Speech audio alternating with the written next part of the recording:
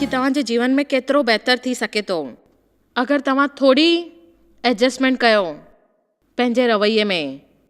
ऐं मां हुते पतो लॻायो कि केतिरा ग़लति रवैया आहिनि, जीअं मां तव्हांखे अची सघंदी आहियां, ऐं केतिरा सही रवैया आहिनि जेके खणण जी असांखे ज़रूरत आहे पंहिंजे जीवन में। इहो जाम आसान थींदो आहे ॿियनि खे चवण लाइ। असंतुष्ट थी वञणु, चिड़चिड़ो थियणु, बराबरि न ॻाल्हाइणु, संतुष्ट न थियणु, कुझु वधीक सोचणु। मां तव्हांखे ॿुधाया रवैये जे बारे में।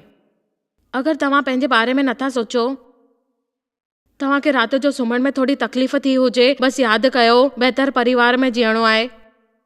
ऐं अगरि तव्हां पंहिंजे पाण खे ट्रैफिक में अटकियल सम्झो था ऐं तव्हांखे ईअं लॻे थो कि तव्हां पाण इहो जेको ड्राइवर आहे ड्राइविंग, अगरि तव्हां उन बारे में सोचो था ॾींहुं ख़राबु आहे, त उन माण्हू जे लाइ सोचो जेको 3 महीननि खां कमु था कनि ऐं दुखी आहियो, दुख सां भरियल आहियो, ऐं उन बारे में सोचो कि जेको उहो करे थो उनखे प्यारु कोन्हे।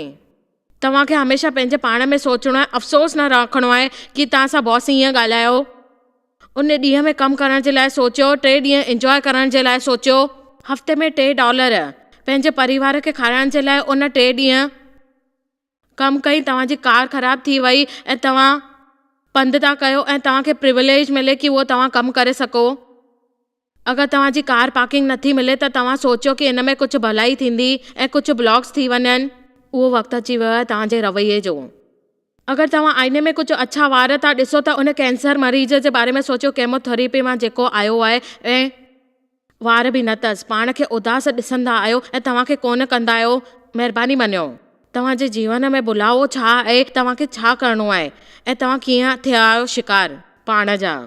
अगरि तव्हां पंहिंजे पाण खे उते ॾिसो था, सकारात्मक, नकारात्मक, संतुष्ट, असंतुष्ट, विनम्र, घमंडी, ज़िम्मेदार, तव्हां उहो इंसान थी था सघो।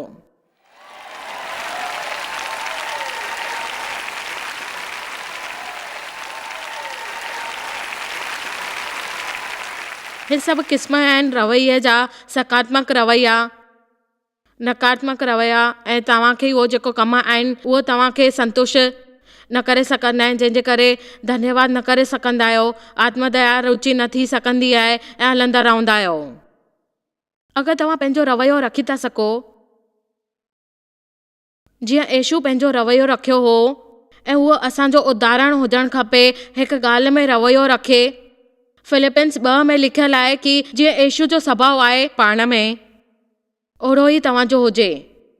पंहिंजे पाण खे दान कयो, हिकु मिसाल ठहो, हर क़िस्म जे स्वभाव में रवैयो रखो।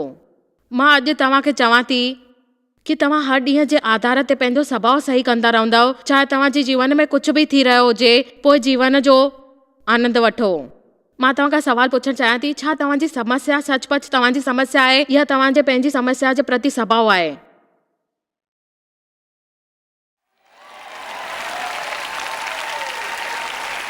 हिकु दफ़ो वरी, छा तव्हांजो स्वभाव सचपच तव्हांजी समस्या आहे?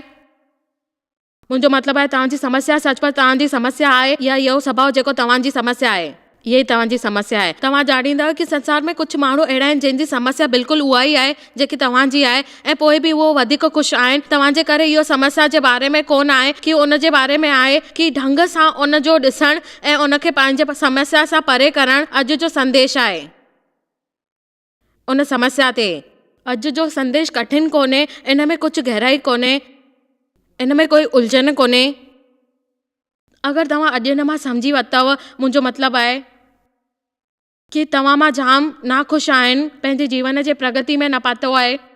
अगरि तव्हां बसि पंहिंजे स्वभाव में सही रहो, प्रभु जी इच्छा सां, तव्हां हैरान थी वेंदव छा थींदो आहे तव्हांजे जीवन में। पंहिंजी नज़र बदिले छॾियो, जीवन बदिले छॾियो। तव्हांजो स्वभाव आहे तव्हांजो वैचारिक जीवन, इहो तव्हांजो ढंग आहे। तव्हांखे सोचणो आहे इन जे बारे में, तव्हां कीअं था करे सघो इन जे लाइ। आसे पासे जे माण्हुनि में असरु विझंदा आहियो, ख़ासि करे उनखे मुख्य मंडल सां, चहिरे सां ॻाल्हाइण सां। तव्हांखे इहो ॼाणण में वधीक देरि न लॻंदी आहे माण्हू जो स्वभाव ख़राबु आहे। हिकु एयरप्लेन, हुन में यंत्र लॻल हूंदो आहे जंहिंजो नालो आहे एटीट्यूड इंडिकेटर। हाणे तव्हां सोचींदव कि एटीट्यूड इंडिकेटर हुजणु खपे, इहो चवां थी। उहो प्लेन जी हालत ॿुधाईंदो आहे उॾण लाइ। जॾहिं हवाई जहाज चई रहियो हूंदो आहे की इहो चवंदो आहे नोज़ हाई एटीट्यूड, छो त उहो एयरप्लेन नोज़ जे मथां आहे। जॾहिं एयरक्राफ्ट हेठि लहंदो आहे त उहो चवंदो आहे नोज़ डाउन एटीट्यूड। जंहिं महिल नोज़ जे हेठां आहे मतिलबु हेठि थो वञे, हेठि। जीअं ई हिकु जॻह ते हलंदो त उहो चवंदो एवरेज। ऐं असांजो जीवन सामान्य एवरेज खां मथे हली वञे त असांजो नोज़ डाउन एटीट्यूड थींदो। ऐं जॾहिं असांजो नोज़ डाउन एटीट्यूड थींदो तॾहिं असांजो जीवन बिलो एवरेज थींदो। इहो जेकी ॻाल्हि आहे मां तव्हांखे ॿुधायां थी, इहे जीवन हासिल करण जा जेका मां तव्हांखे ॿुधायां थी, तव्हां चवंदव जॉयस मां बसि चाहींदी आहियां की प्रभु जी आसीस ॾे ऐं असांखे उहो एटीट्यूड ख़बर पए की कहिड़ो रवैयो कयूं था असां ऐं कहिड़ो स्वभाव असांखे मिले थो प्रभुअ जे लाइ। पंहिंजे कम ते वधंदे न सोचियो छा मुंहिंजे जीवन में कोई दोष आहे कहिड़ो। प्रभु जो स्वभाव ईअं ई थी वेंदो आहे की तव्हां पंहिंजे पाण में उहो स्वभाव नथा आणियो जेको तव्हांखे सोचणु खपे ऐं अॻियां वधणु खपे। कंहिंजो बि स्वभाव बदिले सघंदो आहे अगरि उहो हिनखे बदिलणु चाहे। इफिसियू 4:23 ऐं पंहिंजे मन जे आत्मिक स्वभाव में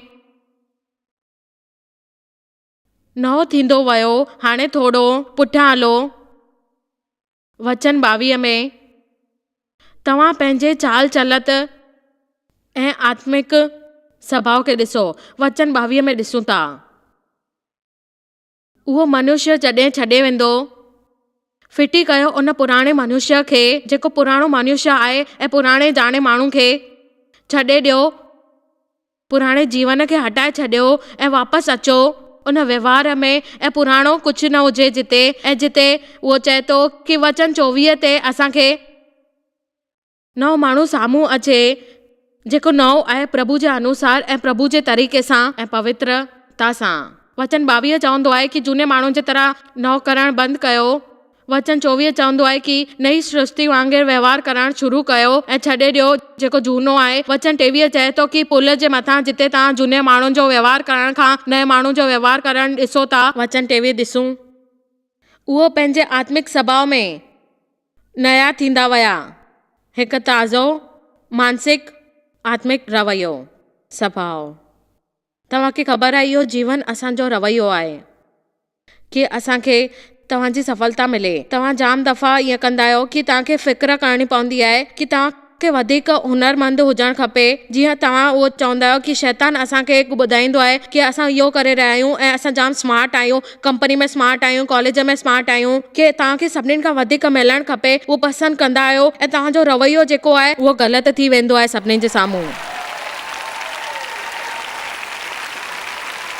मां के अहिड़े माण्हुनि सां कमु करणु पसंदि कंदमि जंहिंजो रवैयो सुठो हुजे।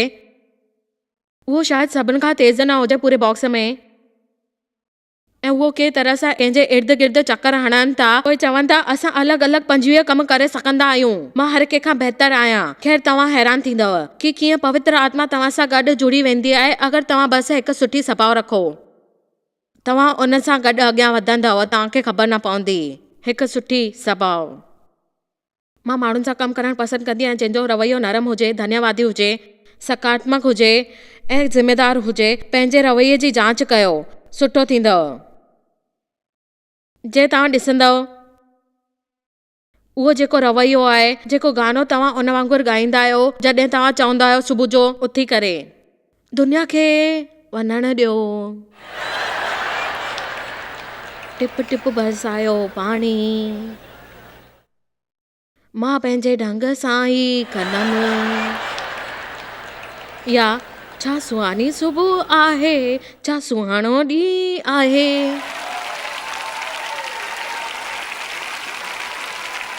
ऐं हाणे मूंखे तव्हांखे ॿुधाइणो आहे, शुरूआति में सालनि खां पहिरीं देव ऐं मुंहिंजी शादी थी हुई। जीवन में असां प्रभु खे इशारो मिलियो हो।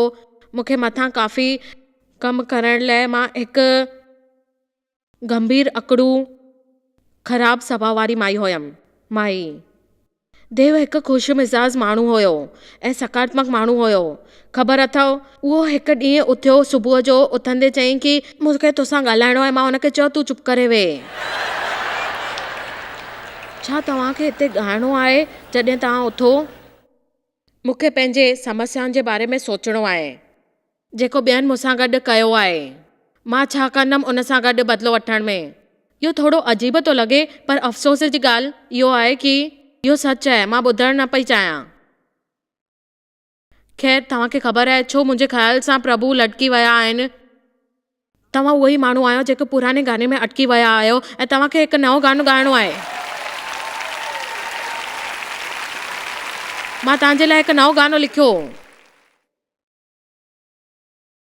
ॾिसो, अगरि तव्हां इहो गानो सिखी वठो, चाहे कुझु बि अची वञे रस्ते में, मां आहियां सुठे ॾींहं जी चाह में, सभु कुझु थींदो वाह वाह, शायदि वधंदी मुंहिंजी पघार।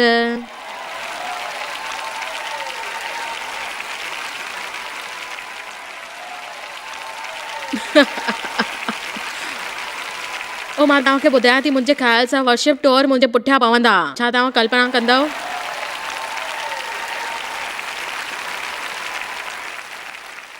ख़बर अथव, संसार में हर कोई ख़ुशि रहणु चाहींदो आहे। मतिलबु सचपच जॾहिं तव्हां हिते ईंदा आहियो ऐं चाहींदा आहियो कि ख़ुशी ख़रीद करे सघूं, कोशिशि करे रहिया आहियो ऐं पाण ते ख़ुशीअ में ढकले रहिया आहियो, शादी में ख़ुशी जी राह ठाहे रहियो, सचपच जॾहिं तव्हां असल में ख़ुशि थियण जी कोशिशि कंदा आहियो। पर हिकु ग़लती जेकी असां कंदा आहियूं कि असां कीअं सोचींदा आहियूं, असां हुते कीअं पहुचूं, ख़बर अथव, जेकी इच्छा हूंदी आहे असां तॾहिं उन सां ईअं व्यवहार कंदा आहियूं। ऐं जंहिंमहिल उहो रेगिस्तान में वञी करे असांखे प्यास लॻंदी आहे त असां सोचींदा आहियूं हिकु मिंट बीहो, अंदाज़े में रहो। रेगिस्तान में, मूंखे ख़बर आहे तव्हां ईअं सोचींदा हूंदव कि रेगिस्तान में पाणी जी तुलना, मूंखे यकीन आहे कि तव्हां उहो सम्झंदव जेकी मां तव्हांखे ॿुधायां थी कि जेका प्यास माण्हू मरी विया ऐं जंहिंमहिल उन्हनि खे ख़बर पई कि उन जे मरण जो कारण उहो हुयो कि उन्हनि खे प्यास लॻी हुई। ख़ैर, अगरि मुंहिंजे जाम वधीक पैसा हुजनि हा मां ख़ुशि हुजां, ऐं पोइ जॾहिं उहो न आहिनि, मां बसि जाम सालनि पहिरीं अती वञी सघां हा। जॾहिं मां कमु कंदी हुयसि, मुंहिंजी ऑफिस जी नौकरी हुई, ऐं अगरि मूंखे करिणो पवे मां ख़ुशि हुजां। मां वरी देव खे चयो, हिकु ॾींहुं तूं पंहिंजी नौकरी छॾे ॾे। उन चयईं छो? मां चयो घर खां निकिरी वञ ॿाहिरि, तॾहिं मां ख़ुशि थी वेंदमि। हलो बि, अगरि शैतान छॾे ॾींदो मां ख़ुशि थी वेंदमि, अगरि बसि देव बदिलजी वेंदो मां ख़ुशि थी वेंदमि, मुंहिंजी मिनिस्ट्री अॻियां वधंदी मां ख़ुशि थी वेंदमि ऐं ख़ुशि थी वेंदमि अॻियां बि। ऐं मां ईमानदारी सां तव्हांखे ॿुधाए थी सघां कि मां पूरे मन सां इहो विश्वास कंदी आहियां, तव्हांजी समस्या मुंहिंजे ख़्याल सां तव्हांखे इन ॻाल्हि ते जुड़ियल हुजणु खपे। हिकु मिंट जे लाइ मां तव्हांखे चमचो भरे भरे भाॼियूं खाराइण थी चाहियां, ऐं तव्हांजी समस्या असल में तव्हांजी न आहे। मुंहिंजो मतिलबु आहे, मां सच में थी चवां कि तव्हांजी समस्या तव्हांजी न आहे, इहो तव्हांजी समस्या जे तरफ़ तव्हांजो स्वभाव आहे जेकी समस्या आहे। तव्हांखे ॻाल्हियुनि में दोषी न करणु खपे, तव्हांखे ख़राबु ॻाल्हियूं न करणु खपे। ख़बर अथव, तव्हांजी जेकी दृष्टिकोण आहे उहो तव्हांखे अॻियां न वधणु ॾींदी आहे ऐं सोचण में तव्हांखे लॻाईंदी आहे कि तव्हां पंहिंजे पाण खे पसंदि कोन था कयो, ऐं उन ते ध्यानु ॾियो। तव्हांखे अफ़सोस न करिणो आहे, जेको बि थिए थो तव्हांखे अॻियां वधणो आहे। आख़िरी ॿुधायां थी, उहो जेको नज़रियो आहे उहो बदिलणो पवंदो। मां कॉलेज छॾियो, जॾहिं खां मां कॉलेज छॾियो मूंखे ख़बर आहे कि मां लिखण में ग़लतियूं कंदी आहियां। मां माफ़ी चाहींदी आहियां पंहिंजे भुलकड़पन खे ऐं वीचारनि खे कि मां तव्हांखे पहिरें न लिखियो। मां तव्हांखे इन जे तरफ़ां अपडेट थी कयां, पर इन खां पहिरें तव्हांखे इन खां पोइ बि प्लीज़ वेही करे तव्हां इन खां काफ़ी हद ताईं स्कल फ्रैक्चर जेको मूंखे थियो हुयो, ऐं जंहिंमहिल मां उतां परे करे थी करे टपो ॾिनो हुयो, जंहिंमहिल मूंखे बाहि लॻी हुई, ऐं जंहिंमहिल उहा ख़ुशकिस्मत हुई जंहिंमहिल मां उतां ॿाहिरि निकिरी सघियमि ऐं टपो ॾिनो, ऐं जेको उहा ॻाल्हि हुई, ऐं उहो गैस स्टेशन जे हिकु अटेंडेंट खे ॾिठई ऐं उहो आयो मूंखे हॉस्पिटल वठी वियो। हॉस्पिटल मां निकितमि त मूंखे ख़बर पई कि जॾहिं न हुई ऐं कहिड़ी रूम पूरी तरह सां सड़ी वियो हुयो, मुंहिंजो बेसमेंट ऐं हुन सां गॾु बैडमिंटन अपार्टमेंट। इहो थोरो नंढो आहे पर सचपच प्यारो आहे। इहो जाम ई सुठो छोकिरो आहे ऐं असां में जाम गहरो प्यार थी वियो ऐं असां शादी करण जी योजना ठाहे छॾी, पर उन खां पहिरीं मां पंहिंजी प्रेगनेंसी ॾेखारी। मम्मी ऐं पप्पा, मूंखे ख़बर आहे तव्हां केतिरा उतावला आहियो नाना नानी ठहण जे लाइ। मूंखे ख़बर आहे कि तव्हां उन बारे में कहिड़ो स्वागत कंदा आहियो। परिवार में जेके ॻाल्हि थींदियूं आहिनि कारण असांजी शादी में देरि थी हुई, उनजो कारण इहो हुयो कि मुंहिंजे बॉयफ्रेंड खे हिकु इन्फेक्शन थी वियो। मूंखे ख़बर आहे कि तव्हां उनजो स्वागत पंहिंजे ॿिन्हिनि हथ सां कंदव। आख़िरकार उहा दयालु आहिनि ऐं वधीक लिखियल पढ़ियल बि कोन आहिनि। उहो अलॻि ज़ात जो आहे, अलॻि धर्म जो आहे ऐं असांजो अलॻि धर्म आहे। मूंखे ख़बर आहे, मूंखे परवाह कोन्हे। समाप्ति में मम्मी ऐं पापा, जॾहिं मां तव्हांखे अप टू डेट कराए छॾियो आहे त मां तव्हांखे ॿुधाए छॾियां, मूंखे कोई कंकशन या स्कल फ्रैक्चर कोन्हे। मां कंहिं हॉस्पिटल में न हुयमि, मां प्रेग्नेंट न हुयमि। हालांकि मुंहिंजे जीवन में कोई बॉयफ्रेंड कोन्हे। मां हिस्ट्री ऐं साइंस फुले रही हुयमि। मां चाहींदी आहियां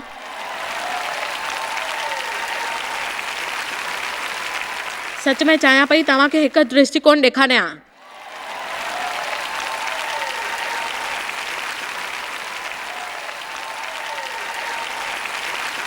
छा तव्हां कल्पना करे था सघो उहो मम्मी पापा केॾा ख़ुशि हुया। ओ धन्यवाद प्रभु, बसि एतिरो ई तव्हां साइंस सेखारियो स्कूल में।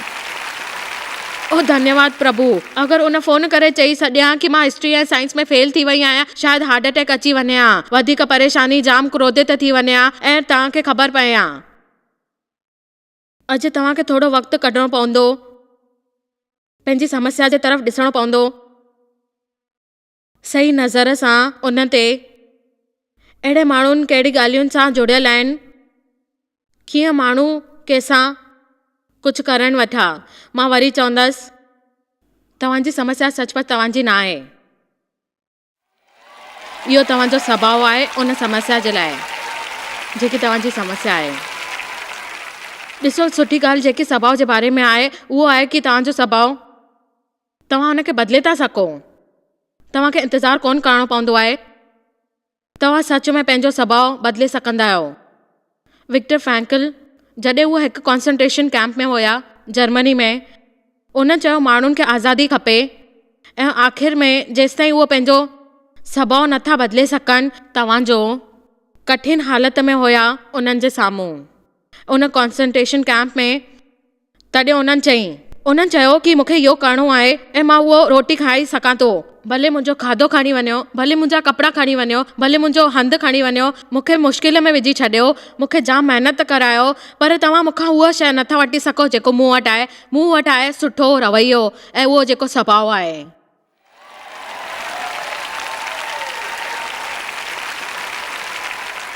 मां तव्हांखे चयो हुयो, अॼु असां पंहिंजे रवैये खे सुधारींदासीं। हर कोई बसि ख़ुशि रहणु चाहींदो आहे, इहा सुठी ॻाल्हि आहे, पर बाइबल असांखे बार बार ॿुधाईंदी आहे कि असांखे सुठो नथो लॻे। मूंखे इहो ॿुधाइणु सुठो न लॻंदो आहे। तव्हांजी तरह जी इहा गाॾी जेको असांखे परीक्षा ॾियणी पवंदी उन मुसीबत में। यीशू चईं यूहन्ना 16:33 में, संसार में तोखे कलेश थींदो आहे ऐं प्रतिज्ञा कन्ने।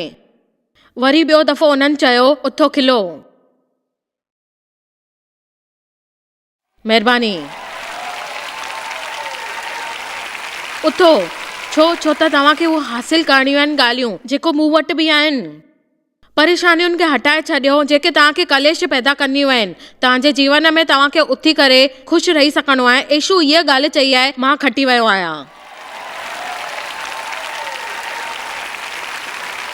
असांखे बसि करिणो पवंदो आहे पंहिंजी समस्याउनि खां परेशान थियणु ऐं असांखे आनंदित थियणु खपे कि प्रभु असांजे जीवन में आयो आहे। ख़ैर, ऐं इहो काफ़ी वॾो आकार समस्या हुई, पर मुंहिंजे ख़्याल सां असांखे प्रभु ते भरोसो हुयो, इन करे इहा समस्या हली वई आहे। अहिड़ो कहिड़ो वॾो सामान हुयो जेको असांजे प्रभु वटि आहे ऐं जेको विश्व रूप आहे ऐं उहो ॼाणींदो आहे कि असांखे प्यारु करिणो आहे ऐं उन समस्या में असांखे समर्थ रहणो आहे ॿुद्धीअ सां। केॾी ख़ुशीअ जी ॻाल्हि आहे असांखे प्रभुअ ते भरोसो करिणो पए ऐं असांखे उहो मिले थो जेको असांखे समस्याउनि सां हटाए छॾे ऐं असांखे आसीस ॾे ऐं वधीक ॿुधाए कि अॻियां जेकी समस्या आहिनि उहे वधीक न थींदियूं। असां वटि समस्या आहिनि ऐं उहा वधीक समस्या थींदी, उहो वधंदियूं आहिनि, छाकाणि त असां पंहिंजे पाण में उमेद न रखंदा आहियूं ऐं हाले दिलि में असांखे उहो ख़बर न पवंदी आहे कि कहिड़ी कुझु उमेद न, ऐं पंहिंजो पूरो जीवन बिताए छॾियो उन ॻाल्हियुनि जे पुठियां। उन खां पोइ छा मिलियो? निराशा। सचपच इहा कोन थी सघंदो आहे। आख़िरकार याकूब चईं कि मां पाण तव्हांखे ॿुधायां ॾिसो, तव्हांखे पाण खे ॿुधाइणो खपंदो कि तव्हां ख़ुशि आहियो जेकी बि समस्या हुजे, पर पोइ बि तव्हांखे ख़ुशि रहणो आहे। ऐं जेकी ख़ैर जॉइस, पर मूंखे लॻंदो आहे कि इहा समस्या ठीकु आहे ऐं मूंखे ख़बर आहे। मां बसि सोचींदी आहियां कि इन जे बारे में कुझु ॻाल्हाए नथी सघां, पर मूंखे ख़बर आहे, लॻे थो तव्हांखे ख़बर आहे। छा तव्हांखे ख़बर आहे उन जो मतिलबु छा आहे कि तव्हां ॼाणींदा आहियो? तव्हां इन खे सोचियो गहराईअ सां कि इन जो मतिलबु छा थियो। तव्हांखे ॼाणींदा आहियो कि तव्हांखे छा करिणो आहे ऐं असां छा चाहींदा आहियूं ऐं कीअं महसूसु थींदो आहे। ॼाणण जो मतिलबु इहो आहे कि तव्हां गहराई रूप सां हर घड़ी चिंतित न रहो। हर कोई चाहींदो आहे कि असां चिंतित न रहूं, पर जेका कम आहिनि उन्हनि खे उहो करणा पवंदा आहिनि। अगरि कुझु आसे पासे में न थियो हुजे कि कीअं कमु थो हले, कीअं मार्केट थो हले, शेयर मार्केट में छा थो थिए, उनजो स्वभाव कीअं थिए, तव्हांखे ख़बर आहे छा? प्रभु वटि हिकु योजना आहे। मूंखे ख़बर कोन्हे कि उहा छा आहे, पर शायदि उन वटि हिकु योजना आहे ऐं उहो चाहिनि था कि तव्हां उनजी देखभाल कयो।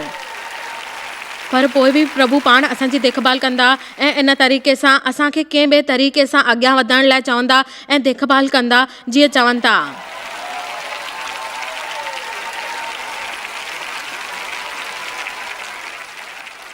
वचन 2 याकूब 1:2 में मूंसां भावर, जॾहिं तव्हां नाना प्रकार जी परीक्षाउनि में उहो अंदरि आनंद मिलंदो ऐं तव्हां सम्झंदव कि तव्हांखे संपूर्ण थियो, ख़ुशि थी वेंदव, मज़बूत थी वेंदव, पूरी रूप सां मज़बूत थी वेंदव ऐं तयारियुनि में अॻियां वधंदव ऐं चवंदव तव्हांखे ताड़ियुनि लाइ मना न कई आहे। इहो ॼाणे करे कि तव्हांजे विश्वास खे परख वञणु धीरज मिलंदो आहे ऐं पैदा थींदो आहे उहो धीरज। ऐं मूंखे ईअं लॻंदो आहे कि तव्हां में अंदरि इहा धीरज आहे, पर तव्हांखे ख़बर कोन्हे। पर ॾिसो, तव्हां धीरज ऐं संयम सां तव्हां पहुची सघंदा आहियो उन हिसे ते जिते तव्हांखे सुठो लॻे ऐं प्रभु असांखे उहो भविष्य रूप में इस्तेमालु करे सघंदो आहे। अॻियां भविष्य में जॾहिं तव्हां मुश्किल हालत में हूंदा आहियो, तव्हां चवंदव प्रभु मूंखे इहो पसंदि कोन्हे, इहो नथो वणे, पर पोइ बि मां ख़ुशि रहंदमि छो त मूंखे ख़बर आहे कि हिन सां तव्हां मूंखे हासिल करे छॾींदव ऐं मूंखे उहो सिद्ध कंदव। जॾहिं मां कुझु थींदमि त तव्हां मूंखे ॿाहिरि कढंदव ऐं तव्हां पाण मूंसां गॾु चवंदव कि तूं ख़ुशि आहीं। मां तव्हांखे उत्साहित कयां थी कि तव्हां सिखो इन ॻाल्हियुनि सां। मूंखे महसूसु थो थिए तव्हां दुख थींदो हूंदो, पर सचपच इहा ॻाल्हि आहे जेकी कुदरती स्वभाव में हूंदी आहे त तव्हां इहा सिखो कि प्रभु तव्हांजे लाइ योजना ठाही आहे। उनखे ख़बर आहे कि तव्हांखे कीअं सुठो करिणो आहे, उहो बिल्कुलु सही कंदो तव्हां सां गॾु ऐं तव्हांजी हालतूं बदिले छॾींदो हमेशह लाइ। छा मां तव्हां खां शुरू करणु सिखी सघंदी आहियां कुझु ॻाल्हियूं वॾे आवाज़ में चवणु, ऐं जॾहिं तव्हां इहो कयो त तॾहिं तव्हांखे बुलंद आवाज़ खपे जंहिंजे लाइ तव्हां बदिले छॾियो उहो मन, उहो दिमाग़, या तव्हां हुते वेही करे पंहिंजी भावनाउनि जे गहराईअ में सोचींदा रहो। हर पल पतरस अध्याय 1:3 में उन चई, अगरि तव्हां धर्म जे कारण दुख खयो त तव्हां धन्य आहियो, सुखी बि आहियो ऐं महिर थींदी। ख़ुशि रहो, सुखी रहो ऐं माण्हू तव्हां खां नफ़रत कंदा, पर माण्हू तव्हांखे ॾकाईंदा बि। घबरायो न तव्हां खां। कोई बि धर्मी ॻाल्हि कयो उन जे लाइ तव्हांखे दुख करण जी काई ज़रूरत न आहे। ऐं ख़बर अथव मुंहिंजो मथो हेठि थींदो आहे जीअं हेठि हेठि हेठि हेठि, हिन में कुझु त ख़राबी आहे, कुझु ख़राबी आहे। मां सही ॻाल्हि कयां त मूंखे सही नतीजो मिलंदो, मां सही कयां त मूंखे सही ख़बर मिलंदी, आसीस मिलंदी, धन्य थींदमि ऐं आसीस मिलंदी उन ॻाल्हि जी जेके जीवन में आहिनि ऐं उहो आसीस मूंखे अॻियां वधाईंदी। जीअं मां सुबुह जो उथी करे देव खे चवां, मां चयो सुठी ॻाल्हि, प्रभु मूंखे सेखारियईं। जॾहिं हालतूं उन तरफ़ न वञे जिते असां चाहींदा आहियूं उते वञे।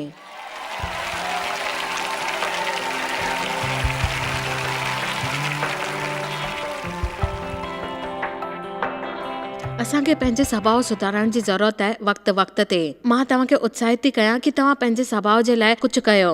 परमेश्वर जी इच्छा सां गॾु तव्हां इहो कयो। पंहिंजे जीवन जे रिश्तनि में बि तव्हांखे जीवन में ऐं सही रूप में असांखे ख़बर पए। इहो ॿुधो जेको प्रभु जो भरोसो आहे तव्हांजे जीवन में ऐं सुठाई आणींदो।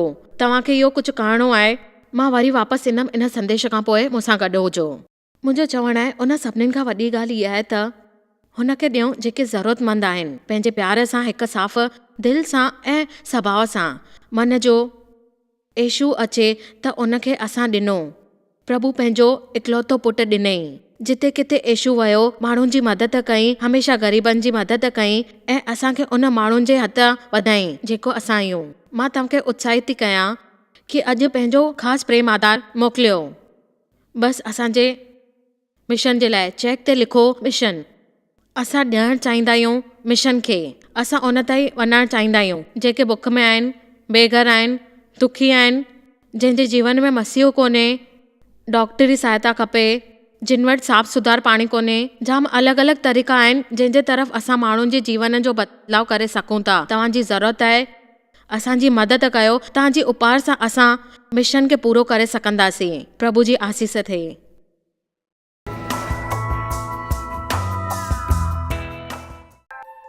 तव्हांखे शायदि ख़बर कान्हे तव्हां जॉयस मेयर मिनिस्ट्री लाइ केतिरा महत्वपूर्ण आहियो।